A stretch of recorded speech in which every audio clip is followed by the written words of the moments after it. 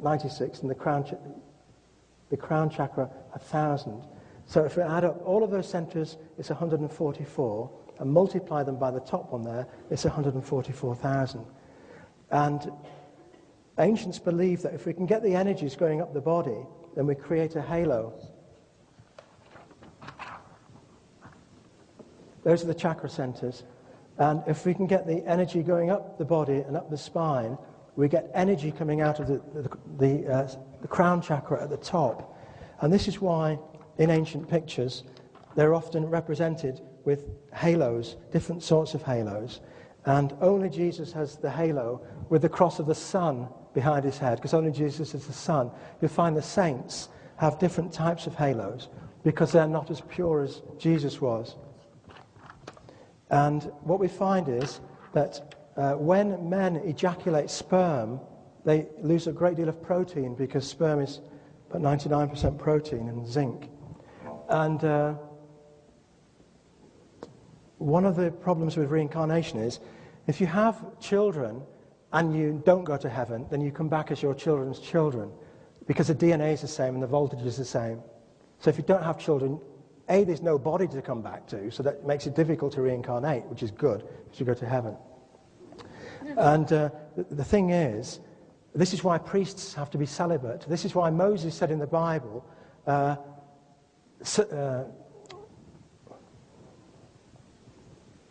take the foreskins off the babies. Circumcision, which stops them masturbating, stops them getting rid of the sperm, because as soon as you get rid of sperm, all the energy in the body goes to the gonads to make more sperm, instead of going up the spine to make voltage to go back to God. In the same way, women who love their baby send all their energy to their child, and instead of the energies going up the spine and amplifying, they go down, and it stops them getting to heaven. Earlier we saw the importance of the number 9. Tutankhamun's tomb has 99999 seals, and he was born in 9 coffins.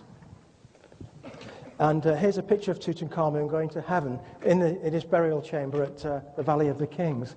Here we see Tut meeting Nut, the goddess of the night sky. So he's going to heaven. And then we see Tut as 2 twins, embracing Osiris, the twins, the morning star and the evening star. When Tutankhamun died, he went to heaven. He was resurrected in heaven as the twins, which means Tutankhamun must be the same, another reincarnation of Jesus. And if you go down to Peru, what you'll find is that the ancient Incas had many stories.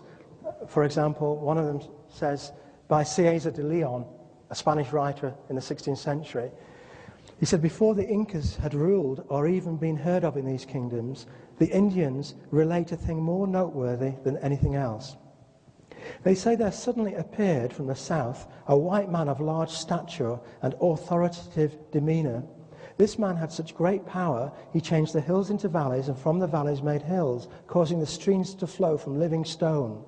They called him the maker of all things created, prince of all things, father of the sun. He did more wonderful things, giving being to men and animals.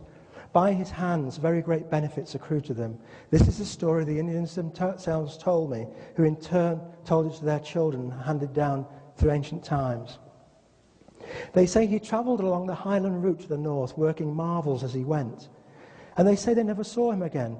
They say that in many places he gave men instruction on how they should live, speaking to them with great love and kindness, telling them to be good and do no damage or injury one to the other, but to love one another and show charity to all. They called him Tiki Viracocha, and they built temples to him.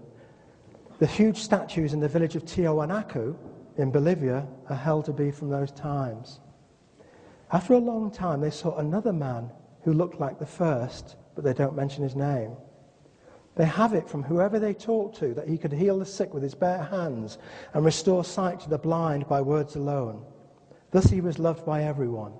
Working miracles, and by his words, he came to Canas near the village of Kasha. The people rose up against him and threatened to stone him, but he sank to his knees and raised his hands to heaven. They then saw fire in the sky, which seemed all around them. Full of fear, they avoided him, and they asked for his forgiveness. They regarded this as a sin for doing what they did to him. And they say further, leaving the place where this occurred, they came to the coast, and there, holding his mantle, he went forth amidst the waves of the sea and was seen no more. And as he went, they gave him the name Viracocha, which means foam of the sea. Now, there are lots of stories like this about the two white men who walked through Peru performing miracles in olden times, around 500 AD. Viracocha means foam of the sea. When I lived in Cornwall many years ago, I put my Wellington boots on and walked in the water because I couldn't understand why they would call him foam of the sea. And I walked in the foam of the sea, and I thought, well, what's happening to me right now? And I stood between the foam of the sea and the shore. And then I went from the shore and I went into the water away from the foam of the sea.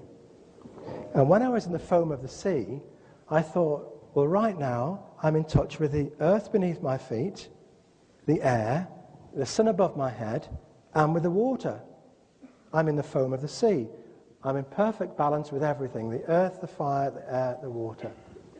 If I move to the land, I am no longer in perfect balance with all four, because I've lost contact with the sea. If I step into contact with the sea, I lose contact with the land. So I'm not perfect. The only time I'm perfect is when I'm in the foam of the sea. So what were they trying to tell us?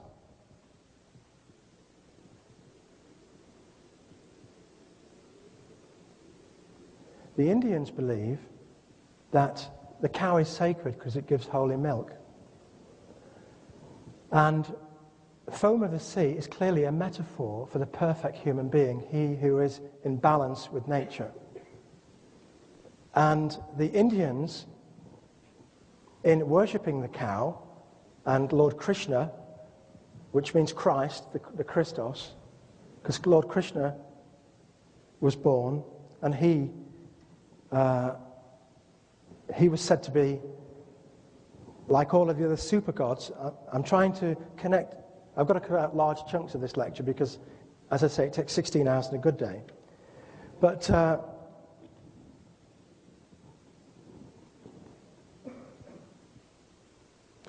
Indians believed heaven to be a milky ocean, the foam of the sea.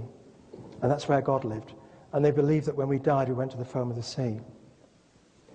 Now, in 1988 in Peru, there were lots of reports about some tombs that had been discovered. And one of the tombs contained a figure of the man in the tomb in the guise of a crab.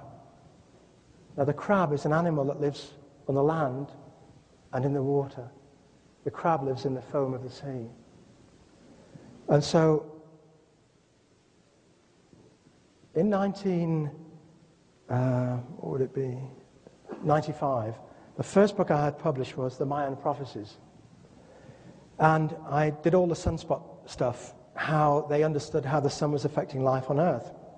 Although I couldn't understand how they could have done it, that was it. I thought, well, they must have been very clever. But then I started to think, well, nobody could do this sort of thing unless they were superhuman. So I thought there has to be a connection here. Maybe everybody, as we mentioned earlier, wasn't clever in those days. As we were talking about, had I made a mistake in saying that everybody in Israel were clever in the year 0? Well, it wasn't. It was one man. And in the same way, everybody wasn't clever in Mexico. It was one man, Lord Pacal, who was clever. And, of course, Pascal is the Catholic word for Easter, which tells us that Lord Pacal was associated with Easter, as was Jesus, who died on the cross at Easter. So I started to have a look at Viracocha. And he was the Peruvian, I call them super gods, this holy energy that comes to earth periodically. And there were two super gods discovered in Mexico, one at the top of the pyramid and one at the bottom of the pyramid. There was Viracocha and Viracocha Pachacamac. Viracocha Pachacamac was god of the world. So one arrived in about 350 AD, the one at the top, That was Viracocha Pachacum.